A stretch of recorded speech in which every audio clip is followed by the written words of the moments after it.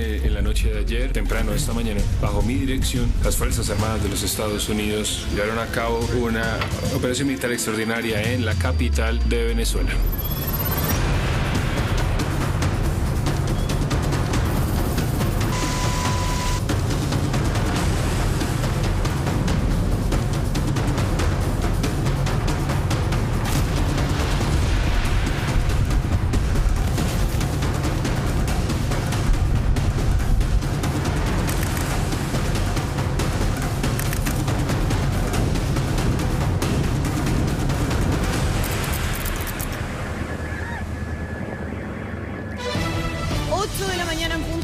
Muy buenos días, comenzamos Contigo en la Mañana, día lunes, con nuevo estudio y con nuevo orden también mundial con lo que está pasando en Venezuela y por supuesto con la expectación que existe a esta hora, los ojos del mundo mirando a un tribunal o lo que podría ocurrir en Nueva York luego de que Nicolás Maduro y su esposa Cilia Flores fueran sacados, extraídos de ese país y llevados hasta un centro de detención en Brooklyn. Él debiera comparecer ante un tribunal al mediodía, hora local. Son 2 horas de diferencia con Santiago de Chile, eso es 2 de la tarde aproximadamente.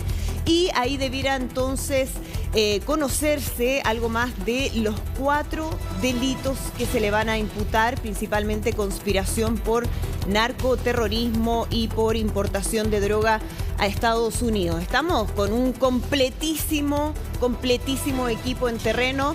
Eduardo de la Iglesia aquí también. Buenos días, Eduardo. Hola, Andrea, querida. Muy buen día. Muy expectante de lo que va a suceder durante este día lunes en Nueva York con Nicolás Maduro en este convulsionado comienzo de año 2026. Desplegado, como tú decías, y además con nuestros invitados esta jornada de día lunes aquí al nuevo estudio de Contigo en la Mañana. Exactamente. Vamos a presentarlos de inmediato. Estamos con Guariquena Gutiérrez, que fue designada, recordemos, embajadora en nuestro país por el presidente encargado en ese entonces de Venezuela, Juan Guaidó, parte de la oposición, ¿no?, que ha intentado sacar o derrocar al gobierno de Nicolás Maduro. Guariquena, muchísimas gracias por acompañarnos hoy día en Contigo en la Mañana.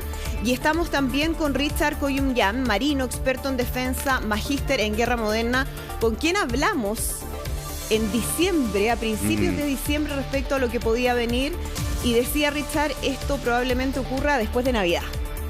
Tiradito para enero. Dijimos, sí. O era inmediatamente, era cosa de días, cuando estábamos ahí en diciembre, antes de obviamente las fiestas de fin de año, o era en enero. Mira, yo creo que lo que sucedió, muy buenos días a todos, lo que sucedió fue, lo dijo el general Kane, el jefe del Estado Mayor de Estados Unidos, dijo, yo creo que ellos estaban preparados hace varios días. Tenía que producirse una cierta ventana de oportunidad que llaman climática particularmente. ¿Por qué? Porque lo que ellos, el esfuerzo que hicieron en la noche del viernes al sábado fue un esfuerzo militar para sacar a Maduro y a su señora y llevárselos. No fue para destruir las capacidades militares de Venezuela, no fue para ninguno de sus propósitos. Entonces tenían que maximizar las oportunidades de ellos, minimizar sus pérdidas militares y cumplir el objetivo de entrar, sacar y llevárselo. Exactamente. Y eso se produjo, neutralizaron todas las capacidades militares de Venezuela, electrónicas, de radares, de defensa antiaérea, aprovecharon que era un día que había baja visibilidad, por lo tanto, y además era de noche a las 2 de la mañana, así todas las circunstancias para poder entrar con las capacidades de ellos, sacar y llevarse. Richard, vamos a estar analizando en detalle lo que fue esta exitosa operación quirúrgica de extracción de Nicolás Maduro y su esposa desde Caracas. Estamos en todas partes, les decíamos, estamos ya con la imagen en directo de lo que ocurre a esta hora en Nueva York, cuando quedan solo horas para la presentación, para que Nicolás Maduro comparezca ante un tribunal en Nueva York junto a su esposa Cilia Flores. Estamos también en Caracas, Estamos en Caracas para mostrarles a ustedes cómo amanece durante esta mañana también el pueblo venezolano. Estamos en la frontera, todo al regreso de la pausa. Volvemos, seguimos con toda la información de lo que está ocurriendo en Venezuela, lo que está ocurriendo en Estados Unidos a horas de la primera comparecencia de Nicolás Maduro y su esposa Cilia Flores en un tribunal en Nueva York. Ahí estamos viendo, estamos con la imagen en directo, estamos con nuestro equipo desplegado, obviamente todavía a oscuras en Nueva York, considerando además que tenemos una diferencia de 2 horas, nosotros 2 horas más. Vamos a estar, por supuesto, con el detalle de lo que va a ser esta presentación de Nicolás Maduro ante la justicia apenas unas horas después, ¿no? Apenas 48 horas de que fuera sacado en una operación de extracción, de captura desde el lugar donde estaba refugiado en Caracas y fuera llevado a través de un barco de guerra de Estados Unidos y posteriormente vía aérea hasta Manhattan. Habló el hijo de Nicolás Maduro, hizo una declaración donde habla de traición y ese es uno de los temas también que se habla, por supuesto, a esta hora en relación a la situación en Venezuela. Vamos a escucharlo. La historia dirá quiénes fueron los traidores. La historia lo develará. Lo veremos. Nosotros debemos concentrarnos en sacar a la patria adelante, en levantar las banderas de Chávez y en traer sano y salvo a Nicolás Maduro Moro y a Cilia Flores. Yo aquí, hermanos y hermanas de este partido, de estos movimientos, vamos para adelante, hermano, vamos para adelante. Estoy firme, estamos firmes, mi familia está firme, dura, y nosotros vamos para adelante. Así que disculpen si me emocioné un poquito. Quería hablarles desde el corazón. Ahí me escriben varios, me escribió América, Ernesto, Ricardo Molina, y bueno, estoy pendiente. Ella ha hablado hoy con medio mundo y me falta hablar con la otra mitad del mundo, pero estamos bien, en nombre de Dios. Un abrazo, venceremos. Ahí está, una traición. ¿Quién traicionó a Nicolás Maduro? Es algo que muchos se preguntan y que comenzó inmediatamente a discutirse horas después de que conociéramos lo que estaba pasando en Venezuela. Guariquena Gutiérrez, ¿quién traicionó o traicionaron a Nicolás Maduro desde su círculo más cercano? ¿Podría haber sido, por ejemplo, Delcy Rodríguez, que queda ahora a cargo de la administración del país? Bueno, ella queda a cargo porque corresponde por la Constitución y es a donde está apuntando Estados Unidos, que quien la nombra no fue una imposición, queda así en la Constitución, asume la vicepresidenta, debería asumir la presidencia, aunque recordemos que si Nicolás Maduro es un usurpador, ella también está usurpando el poder, pero es una variable muy utilitaria en este momento para hablarle a la Fuerza Armada Nacional dentro de Venezuela e ir desmantelando el aparato represor y narcotraficante del Estado venezolano, secuestrado por ellos, para abonar el territorio a una transición. ¿Quién lo traicionó? Muchas personas, desde la persona que era su anillo de seguridad, que le dio a Estados Unidos las medidas de la casa para hacer la réplica donde ellos practicaban cómo secuestrarlo. Claro. O sea, desde el primer anillo de seguridad hasta Delcy Rodríguez puede ser una de muy probable que lo haya traicionado. Aquí había una recompensa de $50 millones que había sido ofrecido por Estados Unidos. Guariquena dice Richard que tiene que haber sido quizás más de una persona, su círculo más cercano, quienes estaban ahí en su anillo de seguridad. Sabemos que se habla de varios de ellos que fueron muertos en este ataque, pero ¿es posible pensar que Estados Unidos hizo esto sin haber tenido colaboración desde adentro, desde el anillo interno de seguridad de Nicolás Maduro, que les dijera dónde dormía, cómo dormía, qué medidas de seguridad tenía? ¿Es factible pensarlo así? Absolutamente imposible sin información. Exacto. Esta es una operación de extracción donde la inteligencia es clave. No solamente había que encontrar la ventana de oportunidad, tenía que saber, porque aparentemente este señor también rotaba a ciertos lugares, había que saber exactamente dónde iba a estar esa noche y tenía que por eso confluir el tiempo, las condiciones climáticas, los medios, la oportunidad política y saber dónde estaba Maduro. Claro. O sea, y entrar en ese preciso tiempo, que como bien decías tú, rápidamente, porque tenías que neutralizar la guardia de Maduro antes que él se metiera dentro de la caja de seguridad que tenía dentro del lugar. Entonces, de hecho lo dice Trump, ¿no? Que cuando lo van a capturar, él trata de llegar hasta ese punto con una puerta de seguridad, pero no lo logra porque es una cosa de muy pocos minutos en las que se actúa. Pero mira, te lo planteo así, con toda la capacidad militar que tiene Estados Unidos y todos los satélites y todo lo que eso implica, y con esta Delta Force súper especializada, sin información de inteligencia interna del régimen chavista, no sucede. No hay cómo. Oye, me queda una en el tintero respecto de Nicolásito, el hijo de Maduro que habló. Guarequena, ¿tiene peso Nicolásito político en Caracas? ¿Es capaz de movilizar gente? ¿Es capaz de sacar la gente a la calle? Quiero que nos responda, pero tenemos movimientos en Cúcuta. Mira, nos está llamando Roberto Cox, que está ahí desplegado en la frontera de Colombia con Venezuela, justo donde está Cúcuta, ¿no? Lo hemos visto. Y Roberto, hay movimiento, entendemos a esta hora. Cuéntanos qué está pasando, ¿cómo estás? Buenos días. Hola, ¿qué tal, Andrea? Sí, al igual que ayer, a esta misma hora, acá tenemos 2 horas menos que en Santiago, que en Chile. Son las 6:15 de la mañana, recién salió el sol. Y al igual que ayer, empiezan a llegar los vehículos blindados del Ejército de Colombia. Hasta ahora hemos visto esta única tanqueta. Ayer recordemos que había 4 acá apostadas en el puente internacional Simón Bolívar. Y esta ya es la primera que al menos llega acá. Estas tanquetas 4x4 blindadas, con metralleta, con un lanzacohetes para instalarse en el sector. Recordemos cuando estuvimos acá hace aproximadamente un mes, estas tanquetas no estaban en el lugar, pero claro, bueno, después de lo ocurrido en Caracas con la captura de Nicolás Maduro, hemos visto más presencia militar en la frontera en un día que yo les diría que es clave acá en el puente Simón Bolívar, porque ayer era domingo, acababa de ocurrir lo que ocurrió en Caracas, había mucha expectación y mucha cautela en la población venezolana, por ser un día domingo había menos tránsito de personas que lo habitual, pero hoy ya es el primer día hábil de la semana, mucha gente viene de San Antonio del Táchira, desde el otro lado de la frontera, para trabajar acá en Cúcuta, así que veremos ya cómo se comporta este flujo migratorio durante el día de hoy y si lo ocurrido en Caracas va a repercutir un poco en esto. ¿Roberto? Miren, ya estamos, son las 6:15, sí, pues, y ya tempranito. empieza a haber un tránsito que hace media hora no había.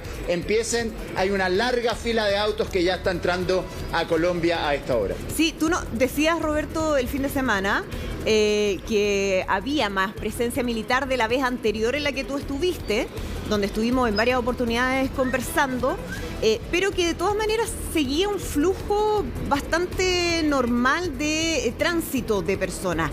¿Eso esta mañana es así también? Sí. No, esta mañana ya hay mucho más tránsito de personas.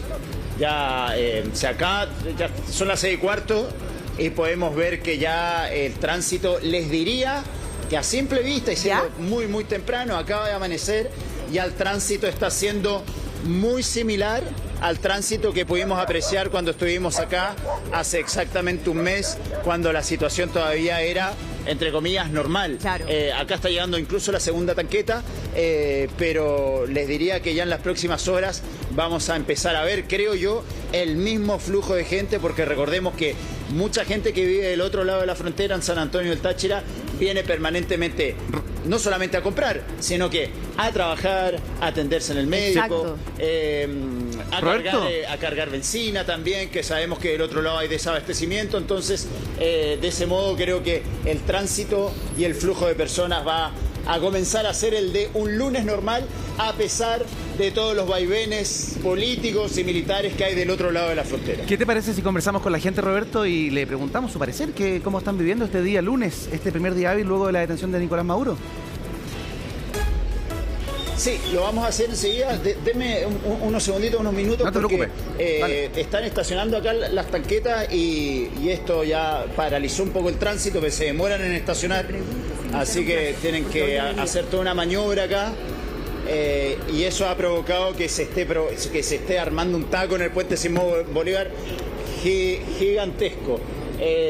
Ayer conversábamos con un teniente coronel del ejército colombiano. Claro. Y le preguntábamos, a ver, acá hay una presencia militar inédita, una presencia militar que no habíamos visto en ocasiones anteriores, pero ellos me decían, a ver, la presencia militar siempre está en la frontera. Muchas veces es invisible, no nos ven, pero nosotros siempre estamos acá. La vez pasada, hace aproximadamente un mes, estas tanquetas no estaban en este lugar. Pero recordarán ustedes que mientras nosotros estábamos haciendo esa cobertura acá en Cúcuta, el ELN, el Ejército de Liberación Nacional, anunció un paro armado nacional, donde ellos llamaban a la población civil y a los periodistas a alejarse de los objetivos militares y policiales, porque el objetivo de la guerrilla colombiana era justamente atentar contra la vida de militares y policías. Bueno, en esa ocasión pudimos ver que estas mismas tanquetas que vemos acá estaban patrullando y dando vueltas por el sector de La Parada. El sector de La Parada es este barrio que está colindante al puente Simón Bolívar. En esa ocasión vimos que patrullaban la zona, que incluso hubo en esa ocasión un enfrentamiento entre la policía y miembros del Ejército de Liberación Nacional en una comisaría acá cercana, donde murió el chofer de una ambulancia, pero las veíamos pasar de vez en cuando. Esta vez, una vez más, podemos ver que hay una presencia militar activa, una presencia militar visible. Ayer eran 4 las tanquetas, hasta el momento han llegado 2 de estas tanquetas blindadas, 4x4 de origen norteamericano, que pueden ver que tienen un lanzagranadas ahí en su parte superior. Ellos dicen que es para un efecto disuasivo. Y al menos, bueno, por lo menos en este día lunes, ahí hay una tercera tanqueta, son 3. Ayer eran 4, ya llegaron 3. Al menos la situación es muy parecida a la vivida ayer, con la diferencia de que es el primer día hábil de la semana y podemos ver sí que el tránsito de personas ha cambiado drásticamente. Empezó la semana, día lunes, y ya vemos que el tránsito es permanente, no paran de pasar los vehículos desde Venezuela hacia Colombia. Empieza a aumentar significativamente día lunes, decíamos el primer día hábil luego de la captura de Nicolás Maduro, pese a que te decían los militares, y escuchaba esa conversación que tenías, Roberto, de que siempre había presencia militar, evidentemente es una frontera, pero no habíamos visto con tanquetas de la manera en que estamos viendo ahora. Por eso que te quería preguntar si es que se percibe esa tensión a propósito de ese despliegue militar. La gente, no sé si vas a poder conversar con ellos, pero ¿tú sientes que hay un ambiente distinto al que se había vivido en otros días que tú estuviste ahí? Para serte, Andrea, 100% Por honesto, supuesto. Yo te diría que acá siempre, la honestidad ante todo. Yo te diría que la gente acá en Colombia está muy acostumbrada a vivir con estas escenas, sobre todo por los problemas históricos que han tenido con la guerrilla, con la FARC, con el Ejército de Liberación Nacional. Esto es una escena recurrente, tal vez no de todos los días, pero de vez en cuando, por ejemplo, cuando existen estos paros armados que convoca la guerrilla, siempre aparecen los militares y para ellos es una escena cotidiana. Conviven día a día con las tanquetas, con la presencia militar, y acá pueden ver, la gente pasa normalmente, vienen a trabajar, el sector acá de La Parada, que tiene un montón de locales comerciales, comienza a abrir sus puertas normalmente. Y Mauro, mira, acompáñame, quiero que vean, hasta ahora hay más gente, hay más periodistas que gente pasando la frontera. Claro. Tenemos ahí, hay colegas, enseguida vamos a ir a hablar con venezolanos que están pasando ahora, que todavía no está pasando mucha gente a pie, pero tenemos gente de Francia, de Alemania, vi colegas españoles, de Argentina también. Hola, ¿qué tal? ¿Todo bien? Hay de todas partes, había gente de Noruega, en el hotel había gente de Suecia que había venido también a cubrir lo que estaba pasando acá en Cúcuta, porque claro, hay expectación sobre lo que pueda pasar en Venezuela, y en el caso de haber una caída del régimen o en el caso de haber algún cambio en la política migratoria, estamos expectantes obviamente nosotros a que nos puedan abrir las puertas de la frontera venezolana para poder pasar del otro lado y empezar a reportear cómo está la situación en Venezuela, algo que hasta el momento no podemos hacer, no hemos podido hacer y que tenemos absolutamente prohibido porque sabemos que es muy peligroso. Miren, Mauro, acompáñame por favor. Acá recién se había formado una fila bastante grande. Miren, vamos a hablar acá con 2 muchachos que son 2 venezolanos que viven en Chile, que acaban de hacer un trámite migratorio que a nosotros nos llamó mucho la atención, porque yo les mostraba recién que acá los venezolanos pasan como Pedro por su casa. Sí, pues. Pasan por este lugar, entran y se van a Cúcuta, pero hay quienes van a timbrar su pasaporte. Amigo, un segundito. ¿Qué tal? Te molesto un segundo. Cuéntame. Estamos en vivo para Contigo en la Mañana de Chilevisión. ¿Tu nombre? Luis. Luis, tú me contabas recién, vives en Chile. Chile. ¿Hace cuánto tiempo? 9 años. 9 años Mira. en Chile. Recién hablábamos fuera de cámara que a mí me llamaba mucho la atención que así como muchos venezolanos pasan la frontera sin timbrar ningún pasaporte y se van hacia Cúcuta, ustedes hicieron una fila de algunos minutos para timbrar el pasaporte. Correcto.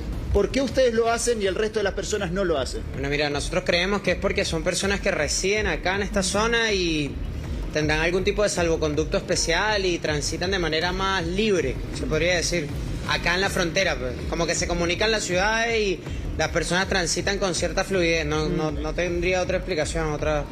Lo más probable es que ellos vienen por el día a Cúcuta a hacer algún trámite, Claro, a comprar van y algo, a vienen. trabajar y vuelven después. Correcto, sí. Sí, Tú viene de tarde. acá te vas al aeropuerto, ¿no? Para irte a Chile. Tengo que dormir acá y vuelo mañana a Chile. Haces Cúcuta, Bogotá. Bogotá, Chile, correcto. Y probablemente en Policía Internacional en el aeropuerto te van a pedir tu pasaporte timbrado con la entrada a Colombia. Pasaporte, mi residencia, todo, sí, correcto. Sí. ¿Fue rápido? Sí, rápido. Sí. Vale.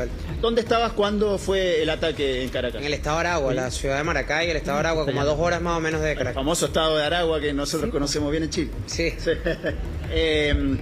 Dime, Luis, ¿cómo te enteraste de lo que estaba sucediendo? Los celulares empezaron a volar, a llegar mensajes, las redes sociales, todo el mundo, los familiares a llamar, familiares que estaban en la ciudad de Caracas nos empezaron a llamar por teléfono y todo un día muy estresante, nervioso, preocupado, tenso, expectante a lo que podría suceder en el país, cualquier cosa. ¿Viniste a pasar las fiestas a Venezuela? Sí, visitar a mi hija, correcto. ¿A tu hija? A mi hija, sí, a mi familia. ¿Y viniste de visita y nunca pensaste que estando acá iba a pasar algo que nadie sabía que iba a pasar, que era la captura nada más y nada menos de Nicolás Maduro? No, increíble, sí, quedamos todos impactados. Habrás visto las escenas de festejos que había con la comunidad venezolana en Chile. ¿Cómo lo viste tú? No, acá no, nada. Acá en el país nada, nunca, jamás. La gente estaba muy asustada.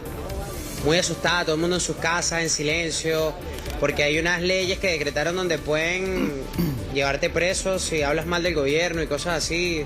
Dictadura. Luis, hace 9 años vives en Venezuela. Chile. En Chile, perdón, sí, en Chile. ¿Esto te abre la esperanza a ti de que hayan cambios políticos en tu país y que puedas regresar? Totalmente. ¿Sí? ¿Y crees que va a pasar pronto? Espero que sí. Sí. ¿Qué te gustaría que pase a ti en las próximas semanas, en los próximos meses? Que haya una transición de gobierno, que cambie totalmente el gobierno, el gabinete total y que empiece a mejorar todo en mi país, inmediatamente. ¿Te gusta que Estados Unidos sea a cargo de la situación? Me encanta, sí. Sí. ¿Crees que podrá salir algo bueno de todo eso? Espero que sí. Con mucha fe, sí. Bien. Muchas gracias. Bueno, ¿estás apurado? Tienes que irte enseguida a Cúcuta. Gracias por todo. Bien. Sí. Okay. Estoy seguro que eso va a pasar, me dice. Bien. Acá es sorprendente ver que en cámara dicen una cosa y muchas veces cuando se apaga la cámara dicen otra cosa. Hay mucho temor de los venezolanos, tal vez no Menos tanto de mal. Luis, que él de acá se va a Chile, Sí. bueno, y está más tranquilo, pero de quienes cruzan permanentemente la frontera y al final del día se vuelven a Venezuela, hay mucha cautela y hay mucha calma a la hora de hablar. No quieren tal vez expresar todo lo que sienten o no quieren expresar tal vez todo lo que les gustaría que pase en los próximos días y en las próximas semanas, sobre todo cuando estamos ahora de que comience este juicio a Nicolás Maduro.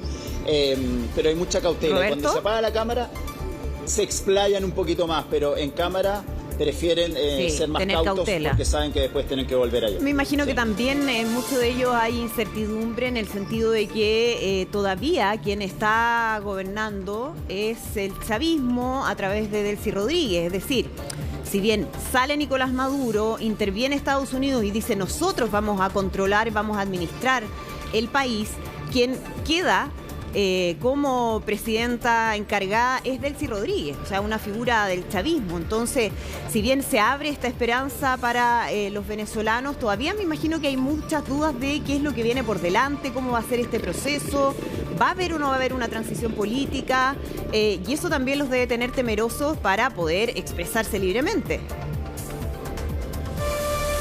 Es que están igual que nosotros, nadie sabe qué va a ocurrir a partir del día de hoy cuando se produzca, por ejemplo, este juicio a Nicolás Maduro en Nueva York, algo completamente impensado hace 2 días atrás. Hay mucha expectación, nadie, por más que vivan allá y tal vez estén en contacto más directo con las autoridades de ese país, hay una incertidumbre total respecto a lo que podrá ocurrir, cuál va a ser la injerencia de Estados Unidos en las próximas semanas. Donald Trump ya dijo que ellos querían hacerse cargo de la transición en ese país, y habrá que ver si lo logran, cómo lo van a hacer, si hay algún acuerdo con las autoridades venezolanas, pero hasta el momento nadie ha dado alguna luz concreta de cómo va a ocurrir eso en los próximos días. Hay especulaciones acerca de qué grado de acuerdo podría haber entre Donald Trump y ciertas autoridades con quien está tratando de acordar esta transición, pero la incertidumbre es total. Lo cierto es que el régimen sigue en pie del otro lado de este puente y las cosas no han cambiado. Está la normalidad que aparenta haber a pesar de la caída de Nicolás Maduro, que acá el puente, pueden ver, funciona con total normalidad y nada ha cambiado en el día a día de estos venezolanos. Roberto, nos quedamos contigo, comunicados para seguir también comentando lo que está pasando a esta hora en Nueva York.